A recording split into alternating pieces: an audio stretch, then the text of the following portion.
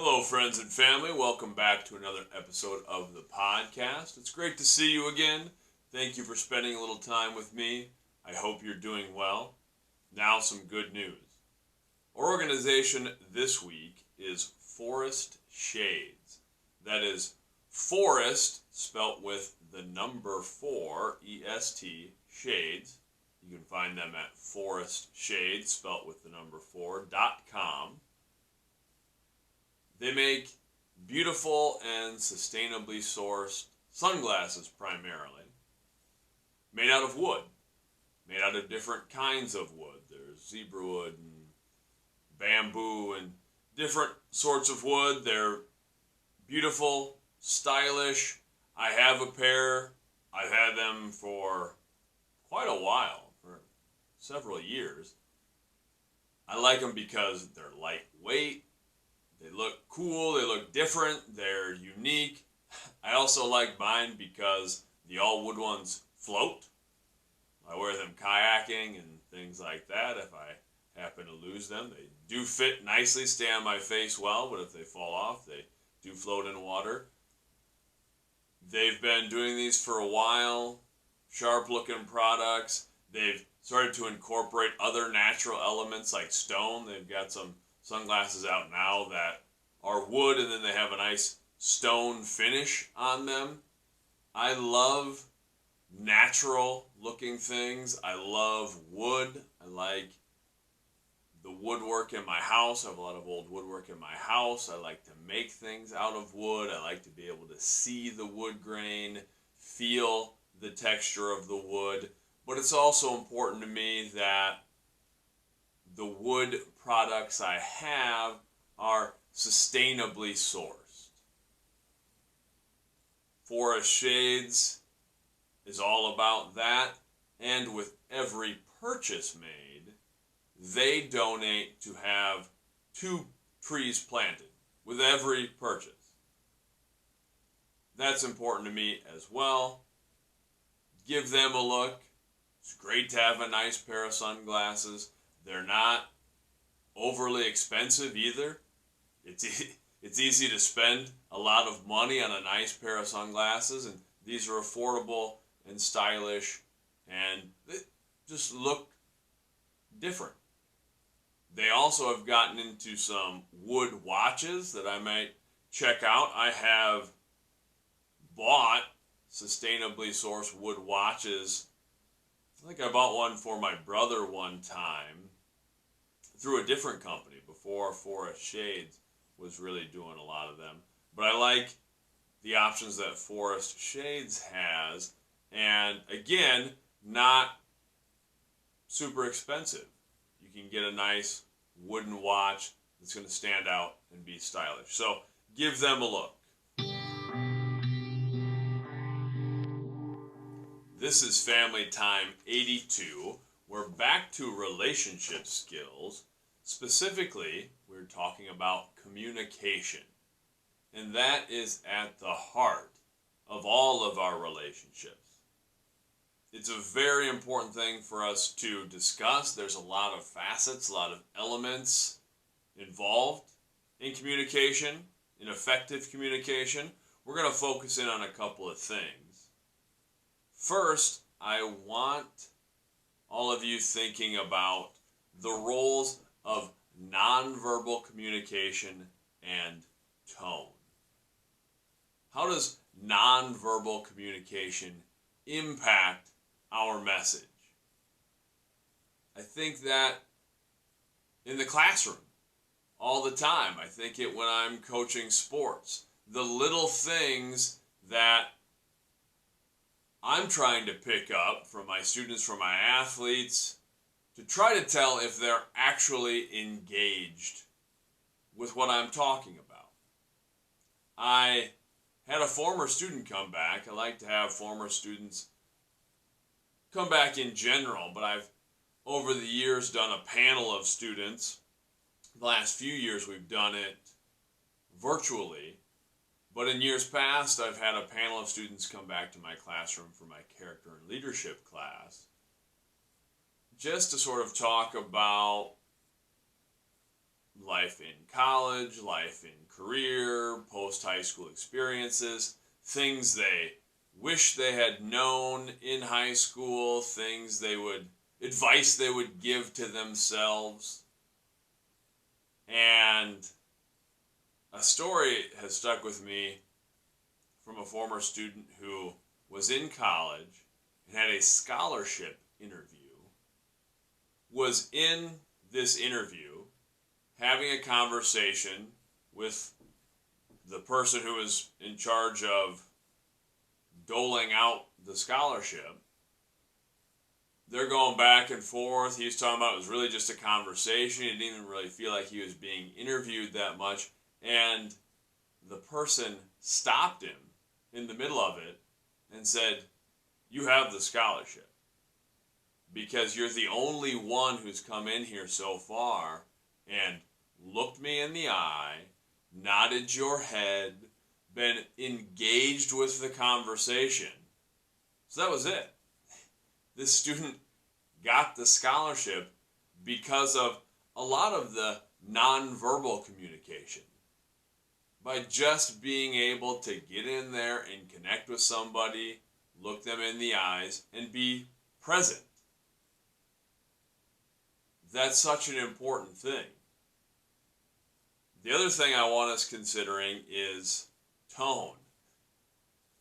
That I know, if you're a student, you've probably had interactions with teachers or parents or other people of authority of some kind, even with your friends, where your tone is giving something away, or maybe you don't actually want to be doing something. Or it's that time when a friend is saying, "Hey, something wrong? What's going on?" Because our tone reveals so much.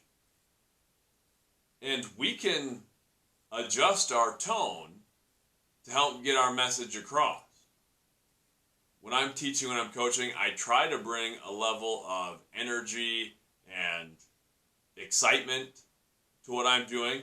That's largely genuine. I love what I do. I love teaching and coaching. But there are some times where I'm not as energetic, I'm not as enthusiastic as I like to be, and I kind of have to force that tone a little bit until it kicks in. But I understand that the energy, the tempo, how I'm delivering the message is maybe more important than the message itself. Because I can have great ideas, I can have things I think are going to be beneficial for other people.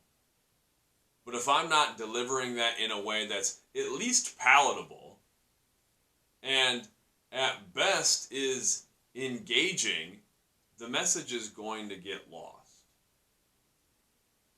There's a lot of different things we could talk about in terms of how to be an effective communicator, and we will.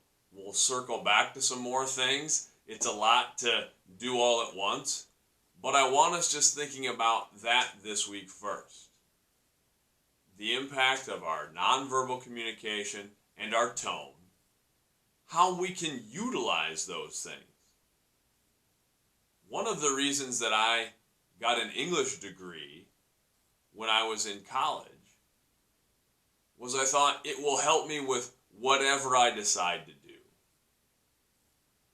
I taught full-time English for a little bit. I teach some now, but I primarily teach visual arts and character and leadership. But I thought, whatever I decide to do, if I can speak effectively, if I can communicate effectively in general, if I can write pretty well, that's going to give me a leg up, because everything we do in life involves communication. Every relationship involves communication.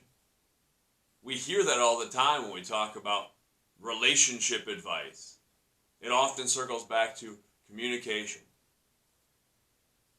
So we want to spend some time working on being an effective communicator. And I'm certainly not a perfect communicator by any means. I'm always trying to be a little bit better. but by focusing in on some of the little things like the nonverbals and like the tone, I can try to be a little bit better. I can try to connect with more people. I can try to help more people. I can try to improve my own relationships. So we're going to do that. The other side of communication, we have the part where we're delivering the message. The other half of that is receiving the message. That's so important as well. I think of, and I've quoted him often, Mr. Fred Rogers, who talked about being a gracious receiver. That's such a wonderful gift we can give to other people. If we can graciously receive whatever it is they're giving us. Maybe it's praise, maybe it's just the message they're trying to send, the point they're trying to get across.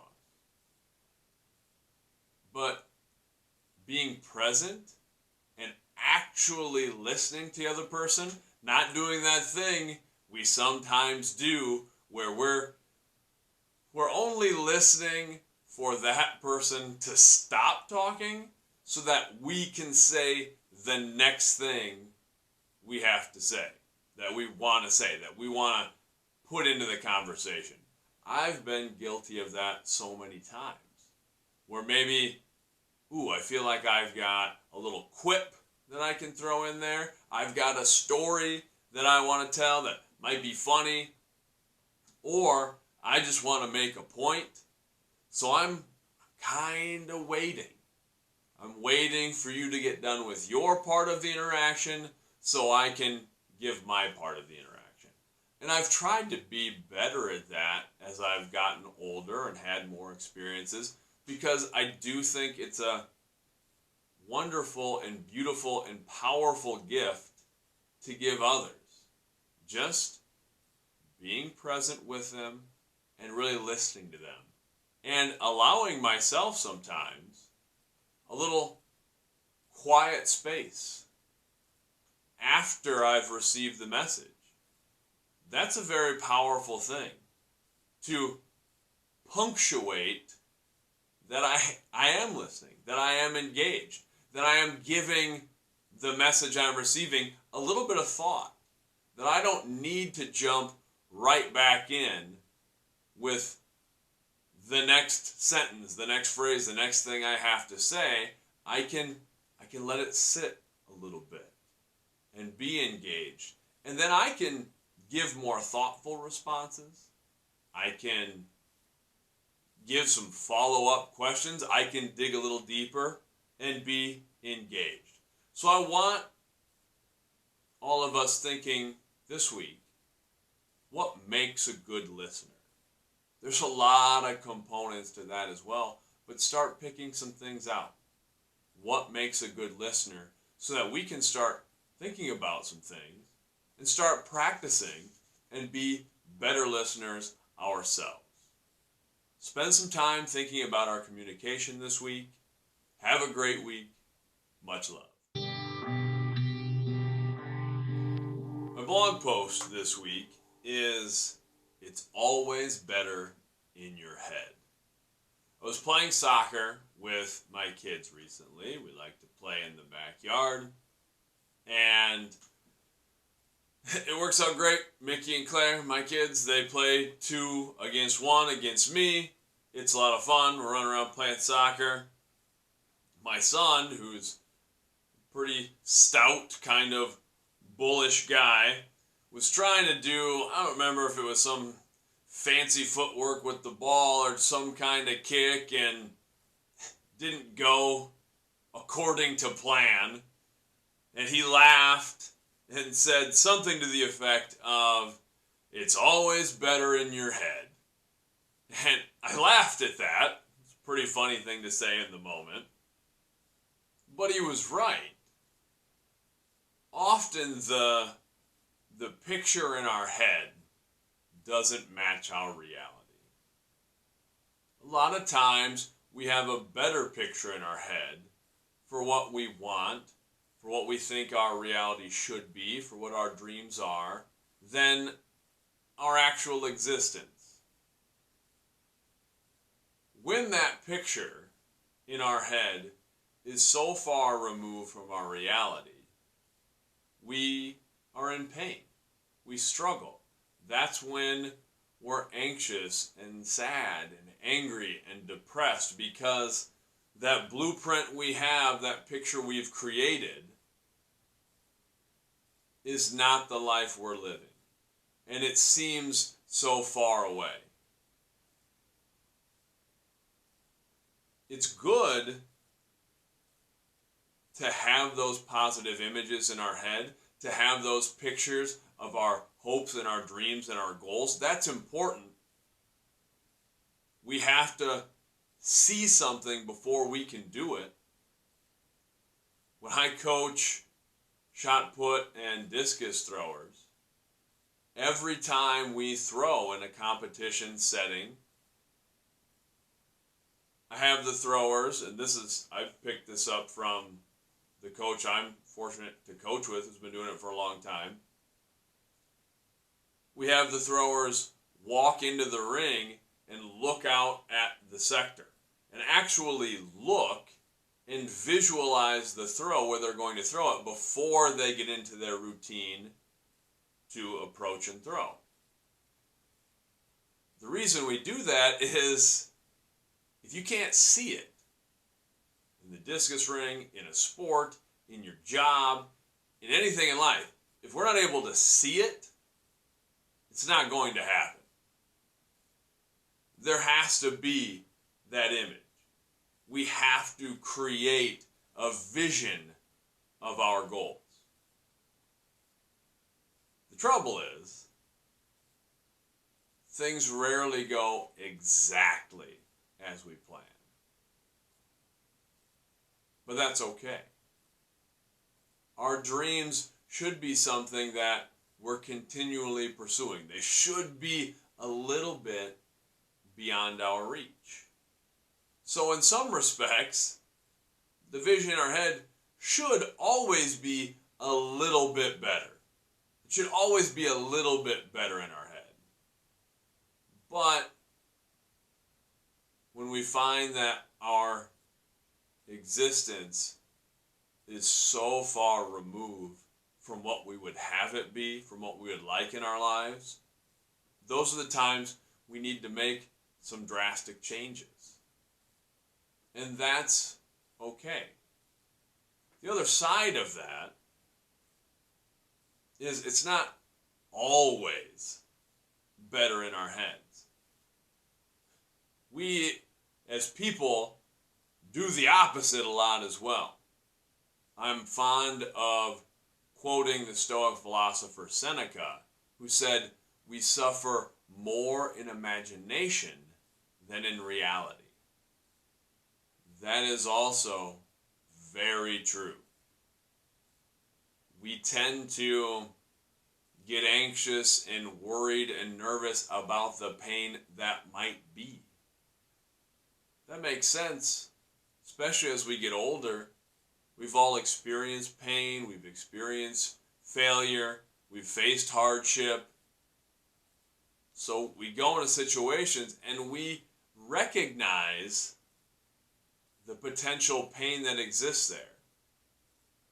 So we allow ourselves to get worked up.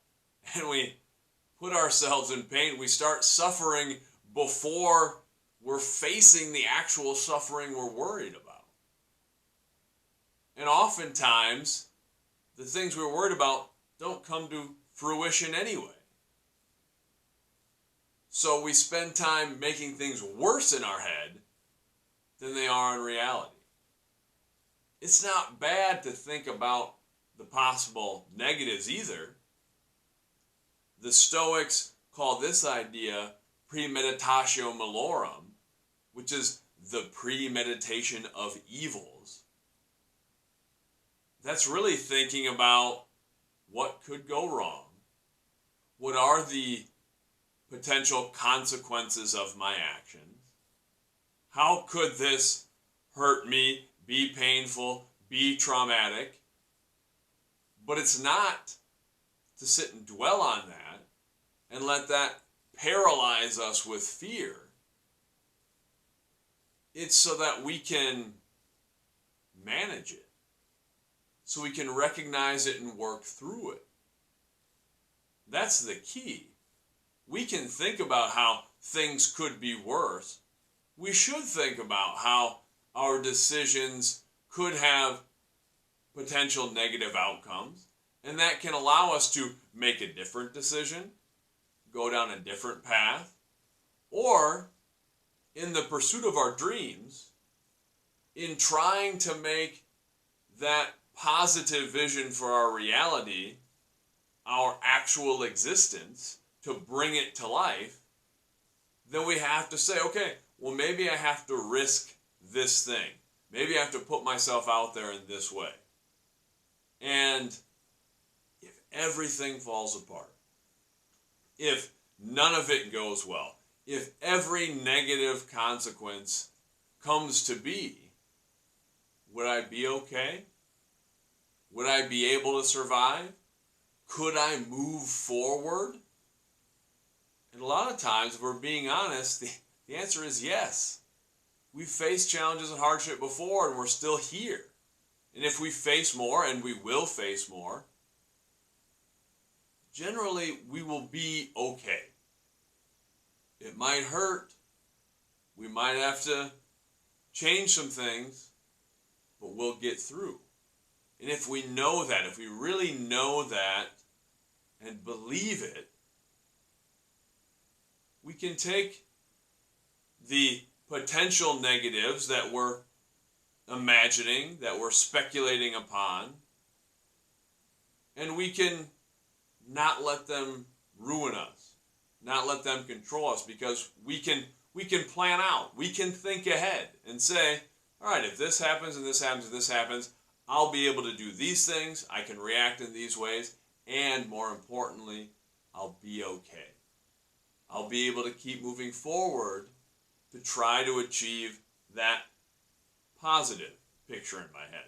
And that's the real thing, is to not get so caught up in the image we've created, but to have those images and then focus in on the process. To focus in on what we have to do to attack the negative things and to work towards our goals and visions and dreams.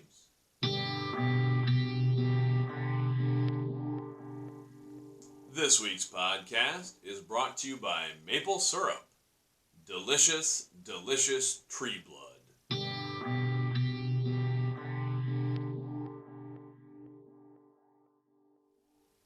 Now, from me to you, this week we talked about Forest Shades, the number 4 EST shades.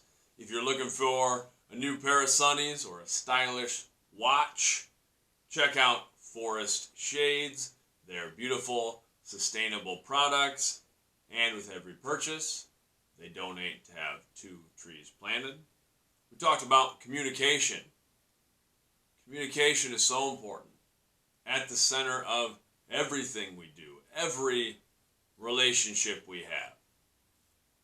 We should all try to be more effective communicators, to be better at delivering our message, considering how our body language, our nonverbal communication, how our tone impacts our message, how we can best deliver our message, and how to be good receivers, how to be gracious receivers, how to take in the message and be active and effective listeners. Think about our communication a little bit this week. We talked about things being better or worse in our heads, the images we sometimes create, how we can spiral into worry, or how our realities sometimes don't match the positive things we'd like to have, the hopes and dreams and goals in our lives, and how to consolidate those things, how to bring our realities closer to the positive images we've created for our lives, and how to get past, get through, manage some of the negative thoughts and feelings that sneak in and sometimes paralyze us and keep us from doing what we really want to do. So think about that this week as well. What would you like your life to be? What is the image you've created? If you don't have one, create an image. Think about, picture it. What would you like your life to be? And if it's not how you're living right now, that's okay. That's kind of the point. Take a step back and think of what are the things you can do to get a little closer to that picture and focus on the process. That's all it is. We're not able to immediately jump to our wildest hopes and dreams. Our wildest dreams should remain wild. But we can take steps in that. And don't get frustrated by not existing in that picture just yet. And don't let our fears and our doubts and our worries keep us from that process. Understand you've gotten through hardships before, and you will again. You'll survive and move forward and be able to do the things you need to do. Believe that this week. Until next time, love yourself, love each other, love the fight.